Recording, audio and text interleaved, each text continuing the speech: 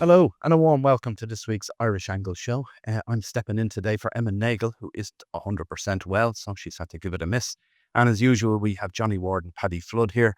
And the show, of course, is in association with William Hill. And I just want to say one thing: if you are having any bets or thinking about having bets, do have a look at William Hill's website. They've got a section under horse racing specials called Road to Cheltenham, which is price boosts on a lot of the horses that win in recent times going to Cheltenham. And they're now non-runner money back on those as well. So I thought there was one there that stuck out to me was that they go 11-2 Jonbon for the Ryanair, which he doesn't have a great record in Cheltenham, but hell of a horse and really did improve last week. We'll talk about him later on. Right, guys, is all ready for this? Have you had a good week, Paddy, Johnny? All good, Vinny, yeah. Yeah, Vincent can't complain. Excellent. All right. First thing, well, we hope Emma is having a better week because obviously she's not well today. But the first thing to talk about is I see it's the anniversary of Michael O'Sullivan's passing away, the jockey who took that terrible fall in Thurles last year. Today was the day he died last year. I find this amazing because I thought it was a lot more than a year. There's been so much talk of Michael over the last year, which is fantastic. And all that happened in Cheltenham last year with the horses he'd ridden before winning and his brother Alan being so successful during the year. What about you, Johnny? Did you realise it was a year today? Yeah, I suppose there was a bit of build up on social media about it. It kind of brought me back to the to this time a year ago and just over a year ago when um Michael was basically in a coma, and with every passing day it looked like the worst case scenario might be borne out. And I know people were putting up messages on Instagram every day, like with the prayer emoji and all of that, praying for Michael. It's something like it's hard to talk about even still, I feel, because like I wasn't even that close with Michael or whatever, just knew him from the races, but I would have gone racing quite a bit since and had interviewed like the O'Sullivan family. Alan's had plenty of winners since, and it's just very hard to know what they're going through and the repercussions of that time. Like, it was absolutely an incident at Thurles that had to do with the changing climate, because they just hadn't had any rain. So you had all of this really extraordinary stuff happening in the fact that ground conditions, which is hard to believe now with all the rain that we've had, but ground conditions were very, very demanding for everyone that time. And Larkin Wire, the clerk, has stepped back from the role since. I'd say Larkin was definitely deeply affected by the whole thing. Thurles Racecourse obviously then made the decision, the Maloney family, that they'd had enough. And I imagine it's been very, very difficult for people over that year. And the one thing I would say is I do feel Alan gets a lot of inspiration from his brother, even though he's passed on. I think Alan has been a remarkable rider on the racecourse in the 12 months since, and in point to point, and the O'Sullivan family have carried themselves really well. It was an awful time for Irish racing. I was sort of getting into Irish racing in 2003 when 3 jockeys passed away that year, and it definitely affected me. But this was awful. It really was. And I suppose people came together in Irish racing and did all they could for the O'Sullivan family. And you have Michael honoured in that race along with Lorna Brook now at Fairyhouse. And it is a reminder of how awfully dangerous this game is. But my thoughts are with the O'Sullivan family. We've just no idea how difficult it has been for them. And Michael was the sort of fella that's everyone, I think, just pretty much liked or loved. He was a great fella, and I hope his family are okay at this tough time. Yeah, that's the thing, Paddy, going back, as Johnny mentioned, in the early 2000s, there were other jockeys who passed away from falls as well. You'd have been close to some of them, which...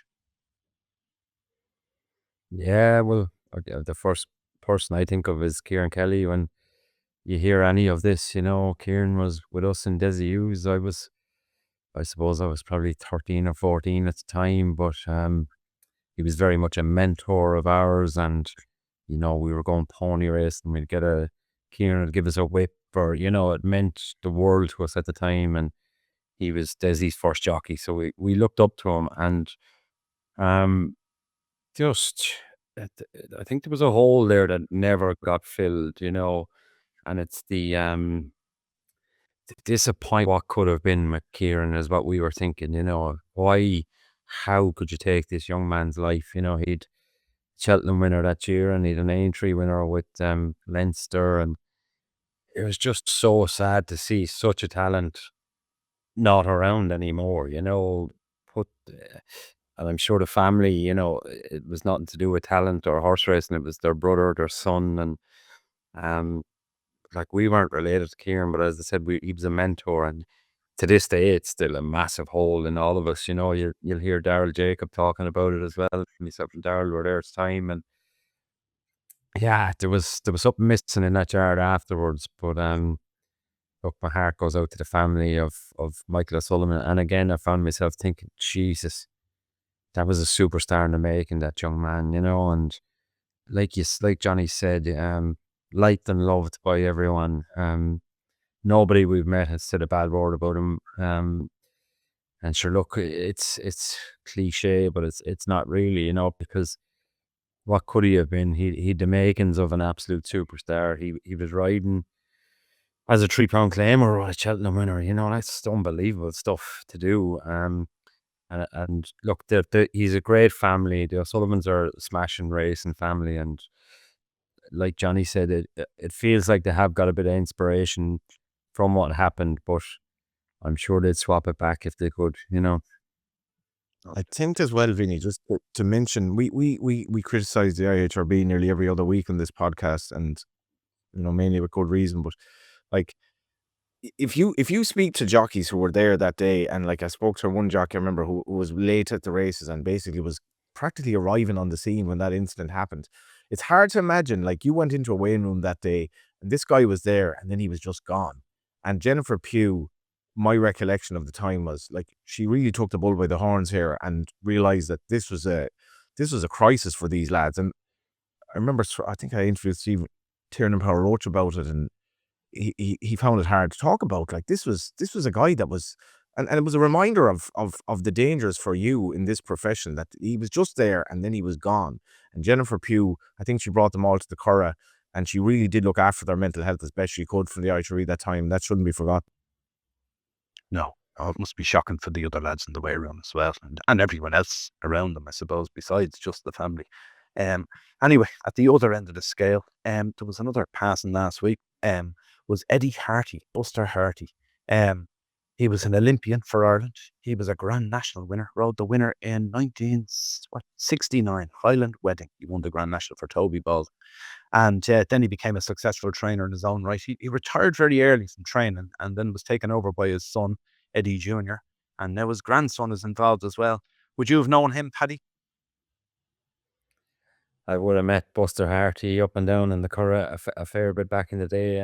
Ben, he'd remind you of the old school Mick O'Toole, Desi Hughes sort of man, quick to tell you what you did wrong now, and a good sharp wit about him.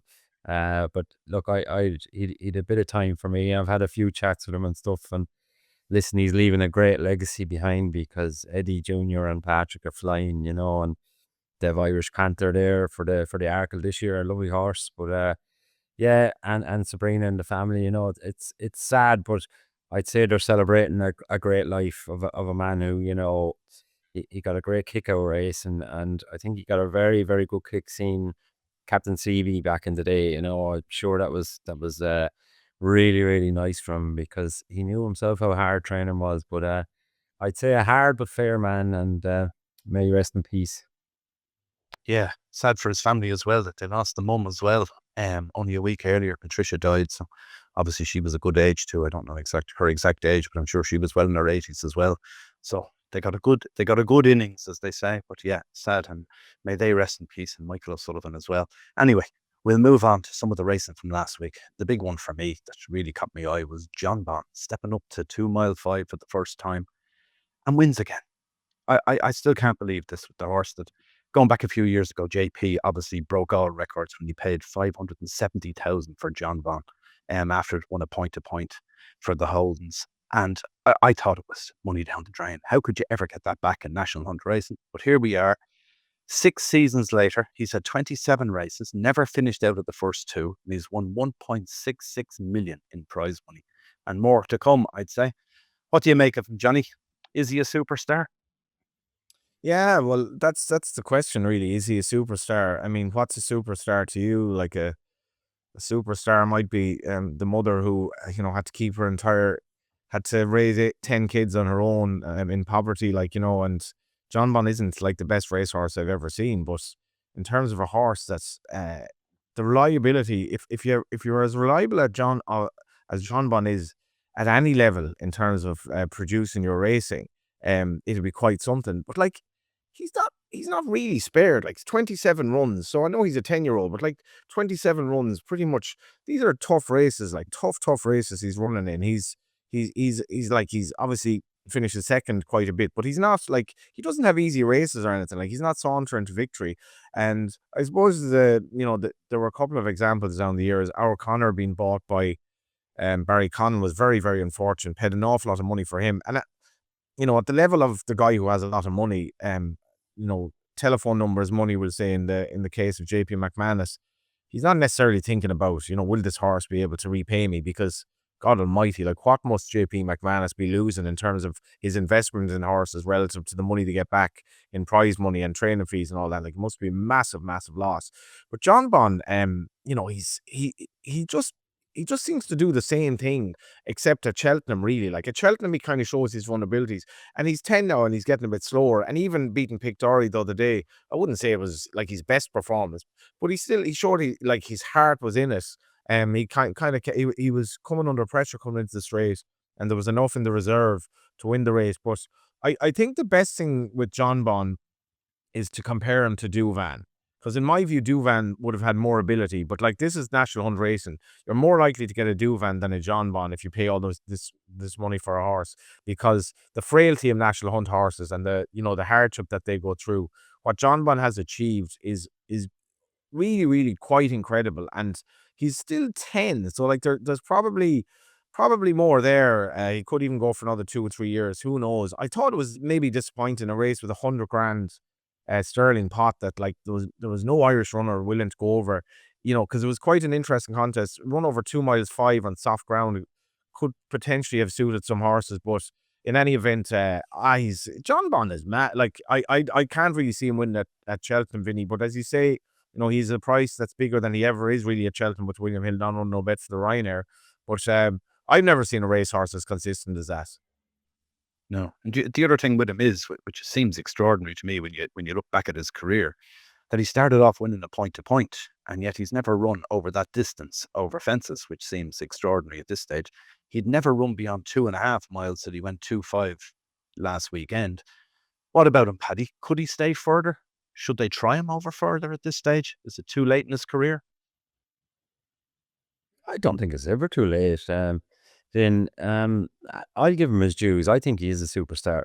And when you break down superstar horses, look, he has his flaws, and I'd say that's why we kind of like him, because every time he goes out, you're thinking, oh, if he does make a mistake, he can be beat like that. He's been second plenty of times, but for a horse to turn up year in, year out, like Kato Star was a superstar, an absolute superstar, ability-wise, but what made him that was his longevity, to keep coming back.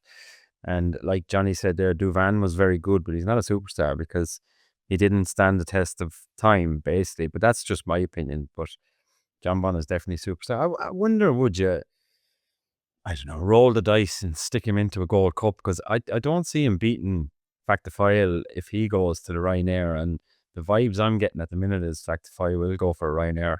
I can't see Jonbon beating him. He's a horse on the up. Whereas the Gold Cup is quite an open race this year, and the betting suggests that nobody really knows what's going to win it. But I mean, Galopin de Champs, what's he, 10 as well? Jonbon would probably find Cheltenham a lot easier going slower than he ever has done, and that's where his jumping frailties are, is that he just gets caught for speed, basically, and Barry O'Connell might think they're Mickey Mouse races, but you try and lay up around Cheltenham over 2 miles, it's quick. It doesn't matter what sort of horse you are, it's very, very quick. So listen, I don't know his JPs. If he was mine, I'd roll the dice a little for the crack. Yeah. Well, superstar or not, the other one we want to talk about is another so-called superstar. Is Constitution Hill. At least he was a superstar once upon a time. And he's due to run on the flat in Suddle on Friday.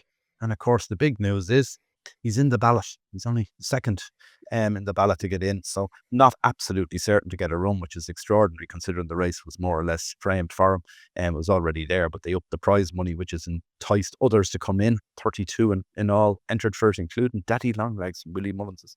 What about that, Johnny? Will he get a run? He probably will, I suppose. Yeah, like I hope he gets in after all of this. Jesus Christ, the Constitution Hill story. It's like it does seem like the road to nowhere in many respects. Like because it's just where are we going with this horse? But I do remember Archibald winning under Declan McDonough at Dundalk over a mile and a half. Prior to what was actually a disappointing run at Cheltenham for him subsequently. But it's a kind of it's not a bad pret necessarily of the champion hurdle. Like Brugh Brazil, looking at him here, he's had 8 runners ever on the flat, no winner. I think the best he's managed the first. Like so, you're running a horse who's a jumper in an all weather race over a mile and a half. I'm not 100% sure how we go for him. At least you can imagine he's not going to fall this time anyway. Although a Constitution Hill, this stage you don't really know what to expect. But like I know you might mention Finney the champion hurdle, but like surely you run with the champion hurdle. I would have been running them in a. I do wonder is Nico de Boinville and him. I do wonder is their relationship just kind of damaged at this stage because of just it's an amazing history of falls really for a horse in a hurdle race. But for me, he should absolutely be running the Chan hurdle. I still kind of think if he did, he'd be favourite in the race. I you might disagree with me here. I don't think he necessarily needs to win this race. Like it could be a good contest, and a lot of credit to Southall and all of this. Like it's a race now that I have to say I'm really looking forward to. Hopefully hoping that he runs. But even if he runs a nice race and finishes a close second, might just show his well-being. Like a mile and a half for a horse of his, for a horse of him, it's not necessarily going to work out. Maybe he won't quite have the pace to win it, but I still feel he should be absolutely going to the champion hurdle. Yeah, well, this is the interesting thing. I was looking there this morning. I'm sure plenty of bookmakers are betting on it, but William Hill certainly are, on whether he runs or not in the champion hurdle. You can back him at 1-2 to run in the champion hurdle and 13-8 not to. And I think if I had to make a decision today on that, I'd be going not to. Because the Southall race, presuming he runs, obviously, in Southall, if he runs poorly in Southall, you can't go for a champion hurdle, can he? If he finishes down the field in Southall, it's very hard to bring him out in a few weeks' time in a champion hurdle. That would be my thought on it, because Mickey Henderson tends to wrap him in cotton wool anyway. And then the other thing is, if he bolts in Southall, do they stick to the flat? Hard to know. Is it? Do you go for a champion? I don't know what you do in either situation. What do you make of it, Paddy? Will he run the champion hurdle? He should be winning. Jesus Christ, come on! Like we're gone to the stage now where the antis are running our industry, and they're swaying trainers' decisions, owners' decisions. Like, go back to Istabrack. How many falls did he get? He got proper 2 or 3 proper falls. Istabrack got. It's 2 mile hurdling. It's horses at their very, very top speed, and if the jockey isn't in sync, you're going to fall. It doesn't matter if it's a champion hurdle or if you're on a 2 miler and he's at it flat to the boards, going 2 mile speed over a small obstacle. If he puts a foot wrong, there's a chance he's going down. This lad's doing it because he's asleep. He needs more of a ride down to a hurdle. He needs grabbing a hold of, and Nico used to do it on him. He done it on him when he won the Supreme. He done it on him when he won a champion. Horse used to stand outside the wings. Now he's not letting him stand outside the wings, and the communication isn't there.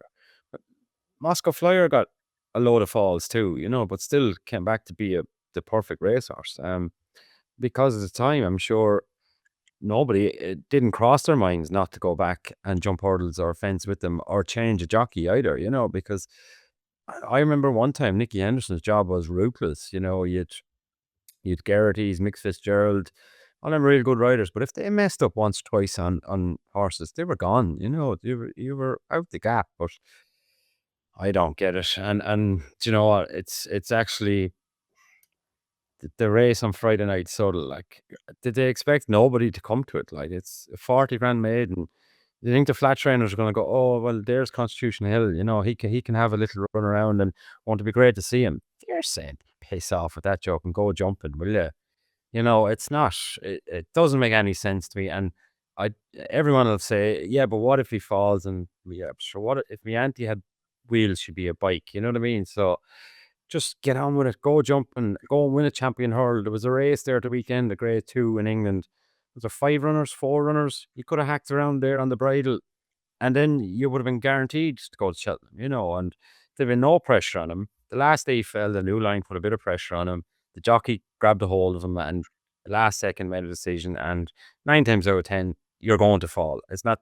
That's right or error, I'm afraid to say, but it is.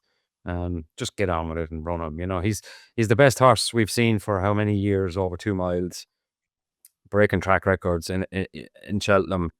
And yet he's been campaigned like, I don't know, like he's made of gold or glass or something. They're very worried about him. But look, a lot of people will disagree with me if he falls and dies. But as I said, if is a great big word. Yeah. If you got the call from Nicky, would you take back out the license for this? I nearly would. He's probably the only one I would actually. If someone gave me a call, I would ride him in the morning, and I wouldn't be afraid of him falling if I was riding. Well, and I just look. I'd probably get beat on him, but I'm fairly sure I could get him to jump.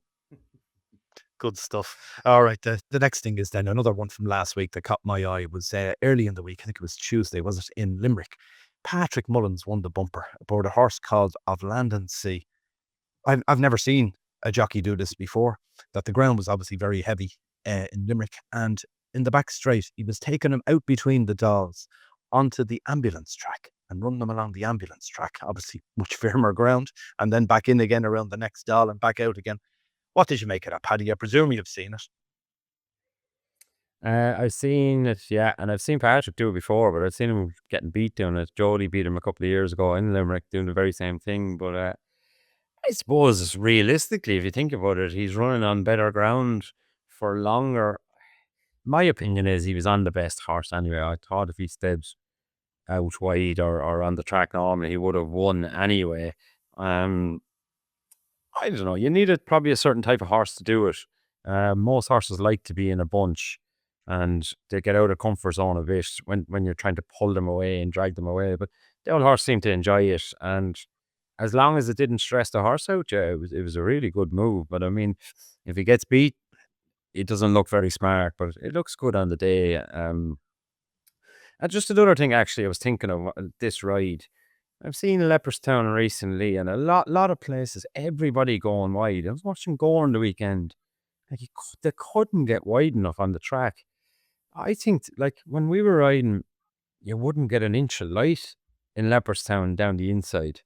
And I think Paul Townend kind of started it that he was probably on the best horse and he was doing the right thing. He went outside so he wouldn't get anything to fall in front of him. And 9 times out of 10, he was going to win. He was on the best horse. But it seems like everyone now is out wide. And the same thing is, if you don't go wide with them, your horse is not happy. But I just find it kind of unusual. But listen, fair play to Patrick. He tried something and it worked. Yeah, very true. I'd agree. What about you, Johnny? What caught your eye last week most of all in the racing? That was eye-catching. Like, I spoke to Patrick about this, and he would be like, the one of the key things about this is this was not a pressure ride. The horse was 40-1. Like, there was an odds-on favouring the race that flocked. Like, so the race kind of fell apart a bit.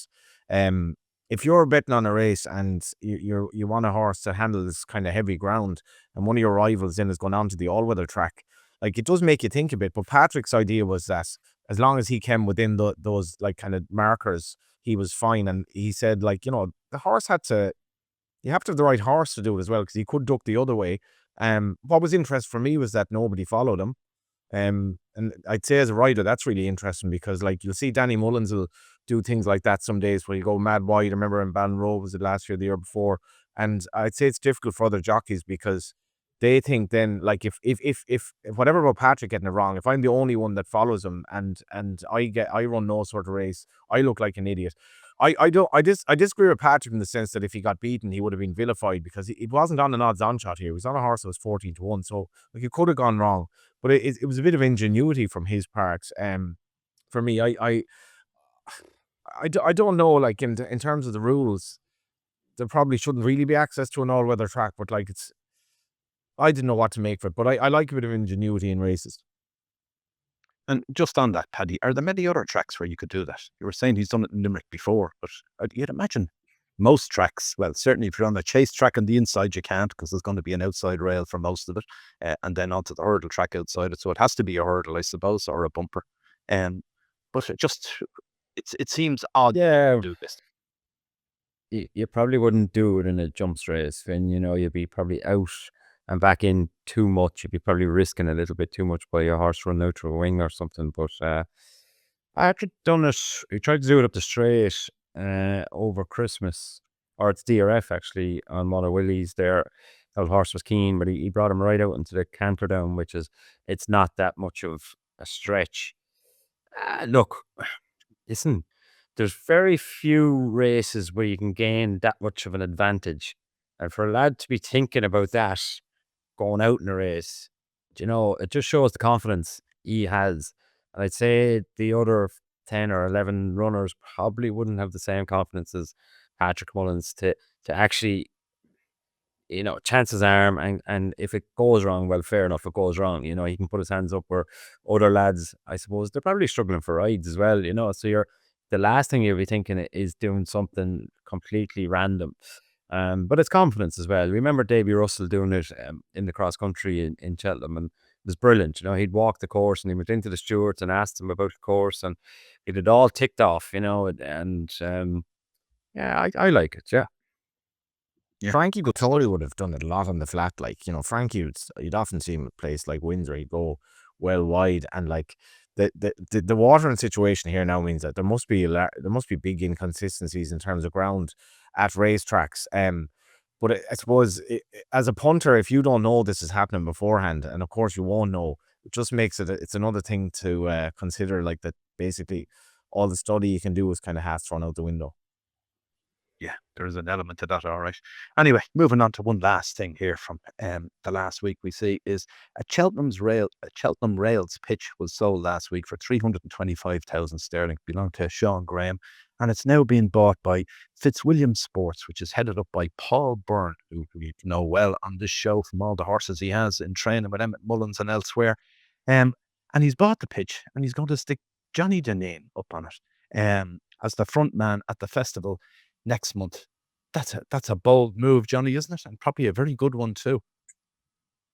Yeah, well, I'd say if Paul were a jockey now, he wouldn't know what he'd do on a horse, because I've never seen somebody to think outside the box like him.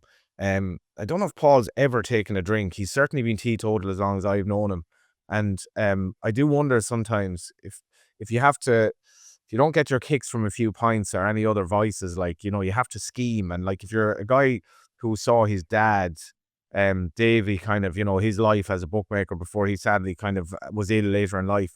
Paul has been scheming for a long time, and there's definitely a lot of thought put into this, even though one could argue that it's a risky move, because Johnny Deneen, he's become just such a well-known figure on both sides of the Irish Sea. So Johnny Deneen standing at this pitch now, all punters at Cheltenham should go for the best price. They shouldn't be going to a particular bookmaker. Let's be fair. Even though I suppose you have a loyalty to a bookmaker, but shop around for the best value. But a lot of people will gravitate towards Johnny Deneen. You can almost already see the TV. The late John McCririck would have been all over this, gone over to Johnny Deneen, and the interview with Paul, I hope I might do an interview with Paul before Cheltenham somewhere, but there's an interview, a smaller interview with him, Conor Fenney did in the Racing Post about this. One amazing stat for me, Vinny, is that Fitzwilliam, the bookmaker, just launched their app, I think, last week on the website.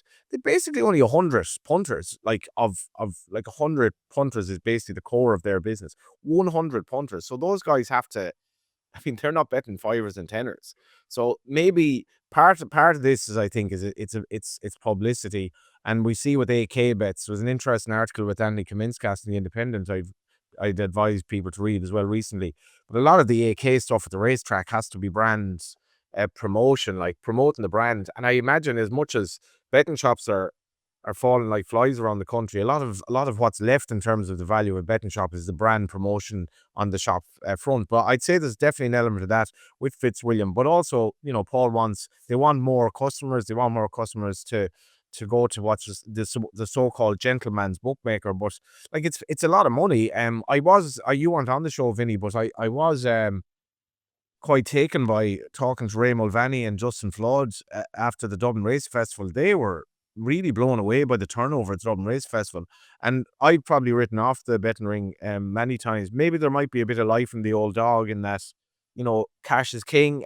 You're not being traced by the bank or the state in terms of what you're doing with your money, and you can get a bet on. And how the Cheltenham ring will be this year will be really intriguing. But everything Paul Byrne does really in terms of his buying horses or campaigning horses or his business interests is always compelling, and this is just another example of that.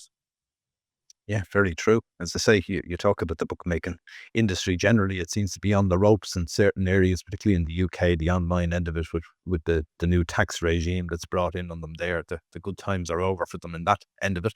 The ones on track have been struggling for years, but there seems to be some green shoots, all right, in recent months. I see last year the attendances at the races were up, and so were the bookmakers' turnover figures on track as well. So maybe there is some green light there. And yeah, it's a bold move from him. And the other thing is, then we see on the other flip side of it, we see Paddy Power closing shops around the place. I see they've closed their main shop in Kildare town, which would be right in the heart of horse racing country, where it would have been one of the most important places to have a shop. I think even the old Sean Graham Senior used to have his shop in Newbridge as well, which was his one where you get all the inside information, what was going on in all the Curry yards. The lads would be in having their fivers and tenors, and it'd affect what he'd do on the track afterwards with his big pitches there. So interesting time. On that for me, it's sad. Like it's sad that this happened, and the internet has killed so many things. To me, betting shops are part of I'll have to admit, are part of some of my income in terms of some of the work I do. And I've been worrying about betting shops for a long time. But like I was in the Paddy Power on Bagot Street, was it last week, and it was because I got into racing, as I say, around 2003, and the Boyle Sports that we would have gone to in Whitehall in those days, like when the betting shops were exploding, they were amazing. It was amazing crack. You'd have characters from all walks of life there, and the buzz during Cheltenham was something else. Like, it was something else, and it was a real social outlet for people. Whereas betting shops now are nearly glorified homeless shelters. Like, people just don't go in them. It's sad. Like, I really miss the buzz from a betting shop.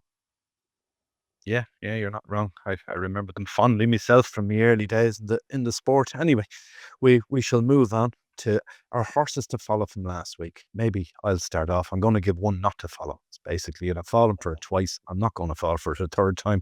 It's called Lazare the Star, trained by Gordon Elliott. It ran in Navan at the end of last month in a novice hurdle and got beat. And I was disappointed that day, but they stuck a hood in it at Punchestown on Sunday, and I thought, here we go. He'll get me money back there. Didn't happen. He'd every chance, came to win, and down tools as far as I'm concerned. He only looks to have half a tail, and he was swishing the little bit he has left anyway. So I wouldn't be backing him again. Now, in fairness, the horse that beat him, horse called Heads Up, is obviously a very good horse. Was second in the champion bumper last year, and it's heading for either the Supreme or the Turners at Cheltenham this year. So probably a good horse beat him, but I think even a bad horse might beat him. So I'd be staying away from him. That's my one piece of advice from what I saw over the weekend. Paddy, what about yourself? A little horse there called the Jukebox Kid for Ben Pauling over in across the pond. He's not the biggest horse, but I've watched him his last two runs. Vincent, he's so accurate at a fence. We talk about horses that can take your eye out, jumping and stuff. This lad is brilliant because he knows his limits. He's very intelligent over a fence. He can get really, really tight to a fence and still be fast away, which kind of saves energy from the big jumps. And yeah, he bolted in there at the weekend in a grade 2. Now, albeit it was probably not much of a race, but to get a grade 2 and win it easy, usually that's a horse on the way up, So his last two runs have caught my eye, and I think there's plenty left in the tank. Good stuff. And what about yourself, Johnny? Star Strewn that won the Fillies Maiden 7 furlong maiden at Dundalk on Wednesday, owned by Adam Potts and Brian Sheeran, two friends of mine. And I suppose you should point out she's worn a hood and a tongue tie in her first race when with Cormac Farrell, a tongue tie all three starts in. So, maybe there's something not 100% straightforward about her, but the way that I'm no judge of a horse to look at, but she would take your eye a bit. And she's by Starman, has really exploded onto the scene. She was bought for €50,000 as a 2-year-old. Adam's been very sharp with the horse he's purchased, but moved Tato McGuinness, and I thought she was brilliant in that maiden the other day. She was her first one since November, but just the way she moved in the race, and you can just imagine her being a nice turf horse in time. Really taken by her performance. Great stuff. Well, that's it from us for this week. So if you are having a bet, do gamble responsibly, and make sure to subscribe to our channel if you haven't already. And we won't all be back next week. Hopefully Emma will be sitting where I'm sitting, and it'll be back to the normal three. Thanks for watching. Bye for now.